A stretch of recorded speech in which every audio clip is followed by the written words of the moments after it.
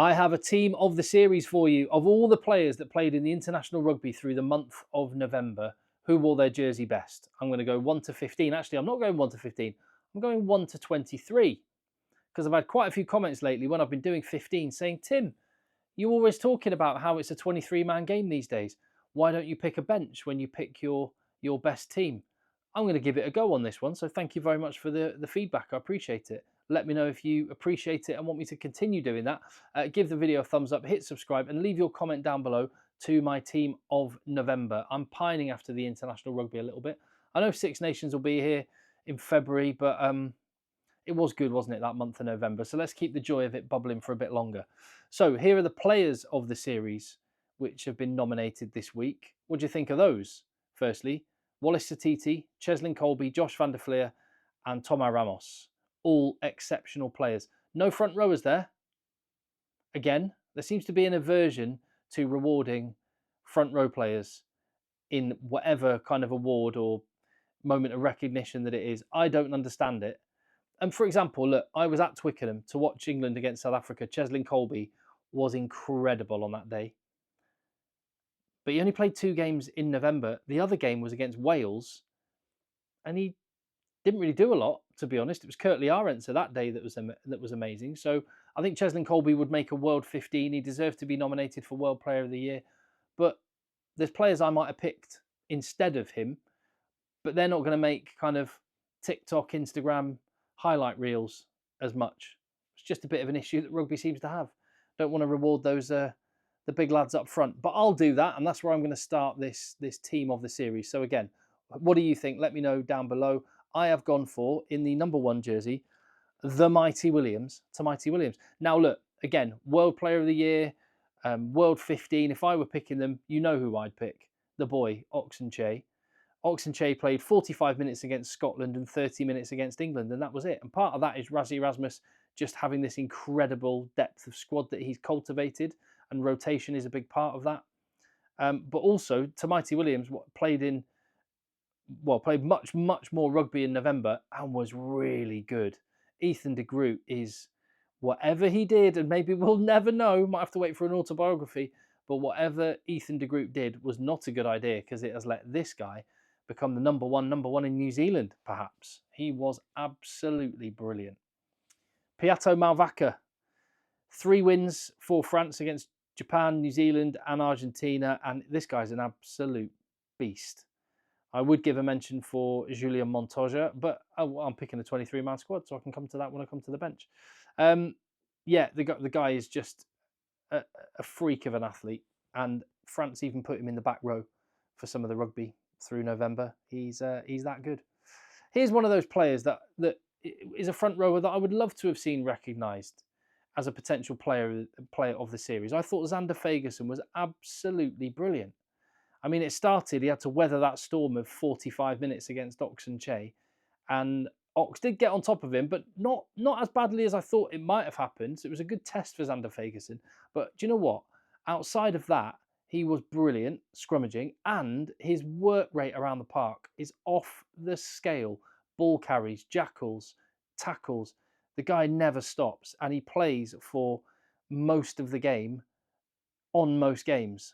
He's so important for Scotland, and next summer, the British and Irish Lions, surely. Into the second row then. Eben Etzebeth. He was involved in 3 wins.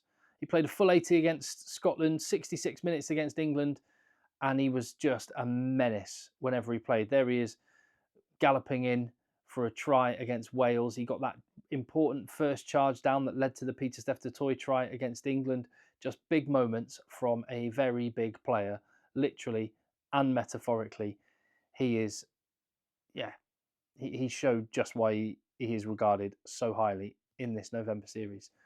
And I've put him alongside Emmanuel Meafou in the engine room for France. 3 appearances, 3 wins. He was massive in that game against New Zealand. You can just see what it takes out of an opposition, having to tackle someone that's 150 kilos. And some of the shots he puts in D are massive as well. He can only play 50 minutes, really. He gets taken off about 50 minutes every game. And that's, I think, partly just because he's so massive. So that's probably a trade-off that works for Fabien Galtier at the minute. We'll see if he can maybe up his minutes in the years ahead. But what a player! Into the back row, I've gone Wallace Satiti at blindside flanker. He started all 5 tests for New Zealand and played 80 minutes in every single match. 3 at blindside flanker, 2 at number 8, and he justifiably was the breakthrough player in World Rugby this year. And he showed at the end of the year just why he is regarded so highly. This is a superstar unfolding in front of our eyes.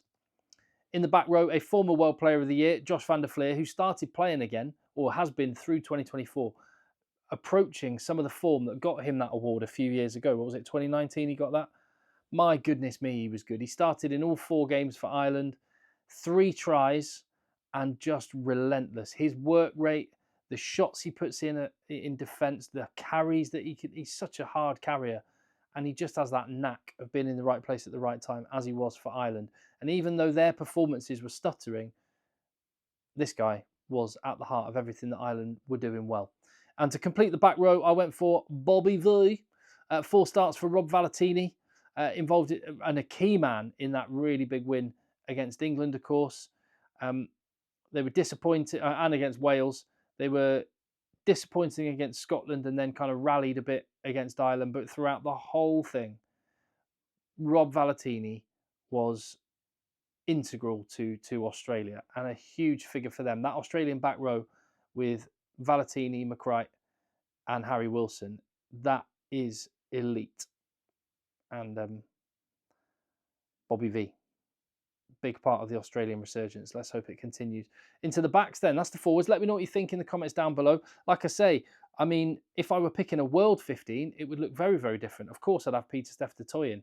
I should have mentioned, I thought Siya Kolisi was brilliant for South Africa in this particular November series. But some of those players didn't play a lot of rugby, and some of these other guys did. So that's what makes this November one quite difficult to pick. I'd love to know what you think. Cam Roigard, he played. He was coming back from injury, remember, and he played 20 minutes against England, 30 minutes in that second game, and then he started against France and Italy. And that game, the head-to-head with Antoine Dupont, and he did a number on Dupont on that night in Paris. And he's a serious talent, isn't he? Yeah, he was the best scrum half for me. Halfback partner for him would be Tomo Ramos. I think Tomo Ramos or Josh van der Flier will and should win the player of the November series. Probably Josh van der Flier, but Tomo Ramos was brilliant. Whether that's a goal kicker, the creativity that he's got, he just makes good options, knows when to kick and get his team a bit of territory, and forwards will love him for that. But then he has got that little bit of magic in his pocket. I'm thinking about the little chip for the Louis Biel-Biarré try. Or was that the one that was a penalty try? They stopped him from scoring. Anyway, it led to a try. It was a magic moment. Into the centres, Damien Dialende started against England and Wales. And yeah, watching this guy in the flesh again, as I did at Twickenham, it's like, my goodness me, the amount of defenders he attracts just by his presence. He is a massive part of why Colby and Arendse and Fassi and the others have so much space out wide, because he's so good at tying in defenders, and his sheer presence opens up space for other people. And the fact that he is comfortably the starting inside centre when they have a player as good as Andre Esterhuizen, I can't, like, the fact Andre Esterhuizen has only played like 35 caps for South Africa or whatever it is, that says just how good Damien Dialende is, because Esterhuizen would walk into most other international teams, and he's a step below this fella. Outside centre, I could have had it the other way around. I've gone for the South African inside centre, Scottish outside centre Hugh Jones. It could have been the other way, Tuipulotu and Creel. That would have worked. Robbie Henshaw, who's played in both positions, was outstanding through November as well. But I've gone for Hugh Jones, who is just in a rich vein of form. And that centre partnership with Tuipulotu is ace. I wouldn't be surprised if that ended up being the British and Irish Lions combo. It could equally be Henshaw and Gary Ringrose, or Aki and Ringrose. So, I mean, Andy Farrell's got options to pick from. Hugh Jones had a big November. Into the wings then, and Louis Biel-Biarré with his 4 tries in 3 starts, and the gas that he showed to score that try against New Zealand was outrageous. And and against Argentina as well. Special player, only 21 years of age, and might be the form winger in the world right now, along with Cheslin Kolbe.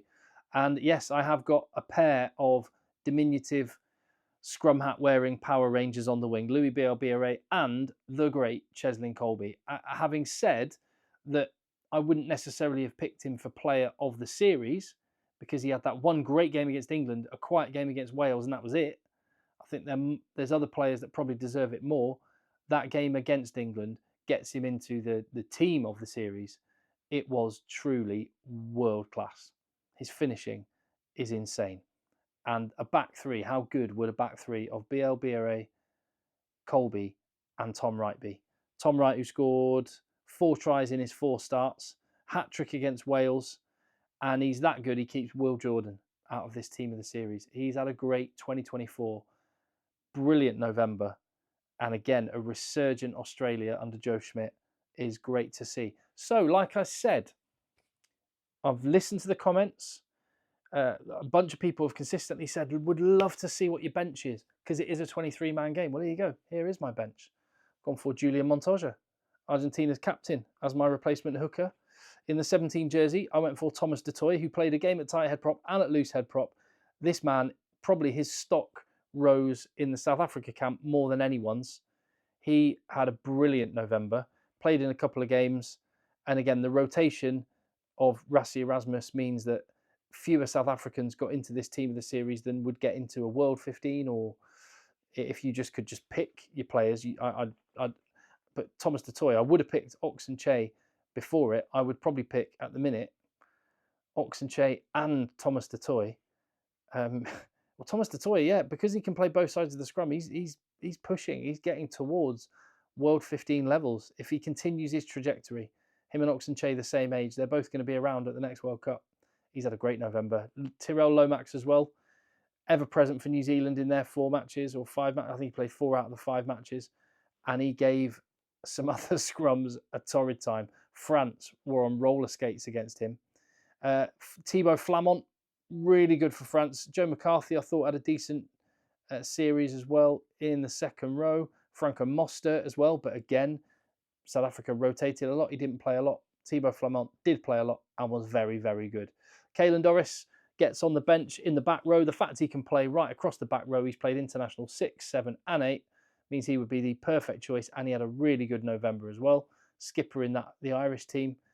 And alongside him, I would have Jameson Gibson-Park, who, behind Cam Roigard, was the other best scrum half.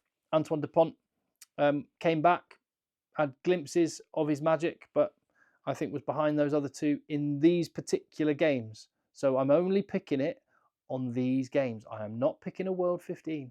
I'm going to keep saying that just to avoid the comments like, how could you not pick X, Y, Z?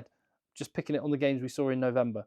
And for that reason, even though England had a disappointing autumn for them, Marcus Smith was a bright spark and was really, really good. And if I was picking a bench, only based on the performances I saw in November, I'd have had him or Alban Ors backing up Thomas Ramos, and Marcus Smith would be the one I would go for there, with Tuipulotu to finish it off, who can cover the centre. Why that? Well, because I've got Marcus Smith on the bench, who covers 10, and if you need someone to go into the back 3, Thomas Ramos can go there. Hugh Jones can cover wing. So we're good. That would be my 23-man squad. And when you look at it, that is the November dream team. That is the best players that I thought performed in their shirts in the month of November in that international test window. When you look at it, it does give you a bit of an indication about where World Rugby is at the moment, with the teams that have got the most players being South Africa, New Zealand and France. I think they are the clear top 3 teams at the moment. And Ireland, well, they are ranked number 2 in the world, but I see New Zealand, France and South Africa as the top 3 teams. And then I see Ireland and Scotland just below. And actually, Scotland have got 2 players in the starting side and 1 on the bench. Ireland have got 3 players as well. Only one of them in the starting 15, based on the November series. So Ireland have dipped off a little bit, and I wonder if that is going to be the trajectory that they're on as some of their great players come towards the end of their career. Or can some of the new blood that we've seen with guys like Gus McCarthy Can that carry the momentum through? That's going to be an interesting one to watch without Andy Farrell for the Six Nations as well. But yeah, like I say, you've got the top 3 teams, and then you've got Scotland and Ireland, and then kind of the rest. England, Australia represented, and Argentina. And I think that's pretty much where World Rugby's at the minute. 3 clear top teams, and the others are kind of jostling for position at the minute. If Ireland actually play like they did only a few months ago in July, they'll be back up there. But they weren't at that level this November. It's going to be fascinating to see how the Six Nations, it'll be here before you know it. There'll be more opportunity. What I'm going to do, again, while I've got you here talking international rugby, my intention is to do the player power rankings, the thing I do every 6 months, ranking each position and each player 1 to 10, and we'll see what the movement is up and down the list. So I'm going to get going with that next week, and I'm going to have an end of year report on each of the top international teams as well. So I've got lots in the pipeline, along with all the club rugby that I'll be covering as well. So please do hit subscribe if you haven't already. Give the video a thumbs up. I'll see you on the next one.